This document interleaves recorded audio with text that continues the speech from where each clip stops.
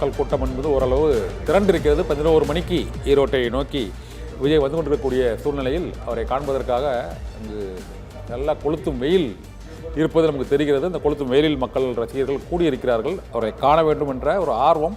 ஆனால் இதற்கு முந்தைய கூட்டங்களில் இருந்ததைப் போல ஒரு பெரிய நெரிசல் இங்கு ஏற்படவில்லை. தனித்தனியாக அதற்கான ஏற்பாடுகள், ஒரு மாநாட்டுக்கான ஏற்பாடுகளைப் போல செய்திருப்பதால் குறிப்பிட்ட இடத்தில் குவிந்து நின்று அந்த கூட்ட நெரிசல் ஏற்படுவதற்கான வாய்ப்பு இல்லாத அளவுக்கு இந்த கூட்ட ஏற்பாடு செய்யப்பட்டிருக்கிறது. வேலுச்சாமிபுரத்தில் அவர்கள் பெற்ற பாடத்தை விஜயமங்கலத்தில் அவர்கள் கற்பித்திருக்கிறார்கள் என்பதுதான் அந்த மாநாட்டு ஏற்பாடுகளின் மூலமாக தெரிய வருகிறது. இப்போது இன்னும் கிட்டத்தட்ட இன்னும் ஒரு மணி நேரத்தில் அவர் ஈரோட்டை அடையக்கூடும். அந்த பேருந்தில் நின்று அவர் பேசுவதற்கான ஏற்பாடுகளை முழுமையாக செய்திருக்கிறார்கள். இப்போது அந்த மாநாடு நடைபெறும் இடத்தில் உள்ள அந்த கூட்டத்தை தான் இப்போது பார்த்து கொண்டிருக்கிறோம்.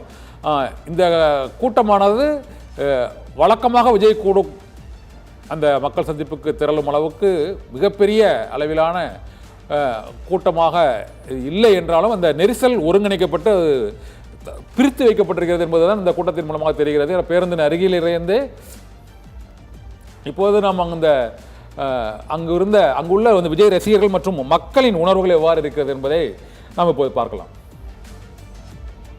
நான் கடலூர் மேற்கு மாவட்டம் திட்டக்குடி தொகுதியிலிருந்து வராங்க. கடலூர் மேற்கு மாவட்ட தொண்டரணி இணை அமைப்பாளருங்க. அதாவது பார்த்தீங்கன்னு வச்சுங்களா, நான் 250 கிலோமீட்டர் பயணித்து தலைவரை பார்க்கறதுக்காக வந்திருக்கிறேங்க. நேற்று இரவே இங்கே பழைய பேருந்து நிலையத்து பக்கத்தில் ரூம் எடுத்து நானும் என்னுடைய நண்பரும் தங்கியிருக்கிறோங்க.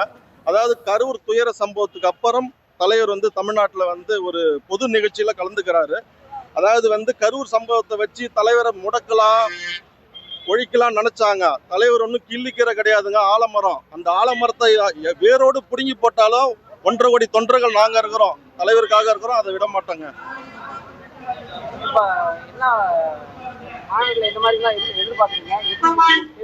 அதாவது பாத்தீங்கன்னா திருப்பூரை பொறுத்தளவு பாத்தீங்கன்னு வச்சுக்கலாங்க, மஞ்சள் இந்தியா லெவல்ல பேர் போன நகரம் ஈரோடுங்க. அதுக்கப்புறம் பின்னல் ஆடையா இருக்கட்டும், சாயப்பட்டறையா இருக்கட்டும், உங்களுக்கு காட்டன் கார்மெண்ட்ஸா இருக்கட்டும், எல்லாத்தோட இஷ்யூ தலைவர் பேசுவாருங்க.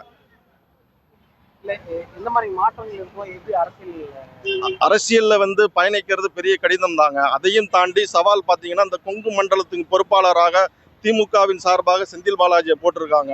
அதிமுகவில் இருக்க எஸ்பி வேலுமணி இருக்கிறாங்க. இன்னைக்கு தவேகாவின் சார்பாக அண்ணன் செங்கோட்டையன் இருக்கிறாரு. என் பேர் சபினாங்க. நாங்க ஒளிவிளக்கு நகர்ல இருந்து குன்னத்தூர்ல இருந்து வரோம். நாங்க காலேஜ் படிக்கிறோம், ஃபர்ஸ்ட் பிஎஸ்சி படிக்கிறோங்க. நாங்க விஜய் ஃபேன்ஸ். நாங்க இந்த எலெக்ஷன்ல கண்டிப்பா விஜய்க்காக தான் ஓட்டு போடுற மாதிரி இருக்கிறோம். இப்போ தமிழ்நாட்டுல ஃபுல்லா எத்தனையோ பேர் ஆட்சி செஞ்சுட்டாங்க. இப்போ ஒரு மாற்றம் கிடைக்கணும் அப்படிங்கறதுக்காக தான் நாங்க விஜயை தேர்ந்தெடுக்கிறோம். அப்புறம் மக்களும் கண்டிப்பா விஜய்க்காக தான் ஓட்டு போடுவாங்க. நிறைய ஆதரவு இந்த டைம் நிறைய வந்திருக்கு. கண்டிப்பா சிஎம் ஆகுவாங்க, நாங்க நம்பிக்கையோட இருக்கிறோம்.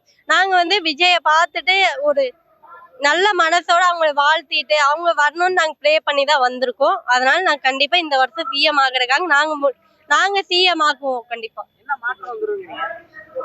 கண்டிப்பா பெண்களுக்கெல்லாம் ஒரு முன்னுரிமை கிடைக்கும். அதாவது இப்ப டைம்ல நிறைய விஷயம் நடந்துட்டு இருக்கு, அதெல்லாம் கண்டிப்பா தடுக்கும். அந்த மாதிரி ஒரு நடவடிக்கை எடுப்பாங்க. கண்டிப்பா ஒரு சட்டம் கண்டிப்பா கொண்டு வருவாங்க. விஜயின் 2வது இன்னிங்ஸ் மக்கள் சந்திப்பில் அங்கு உள்ள அவருடைய ரசிகர்கள் மற்றும் மாநாட்டு திரளில் உள்ளவர்களின் அந்த கருத்துக்களை, அந்த ஆர்வத்தை நாம் இப்போது பார்க்க முடிந்தது.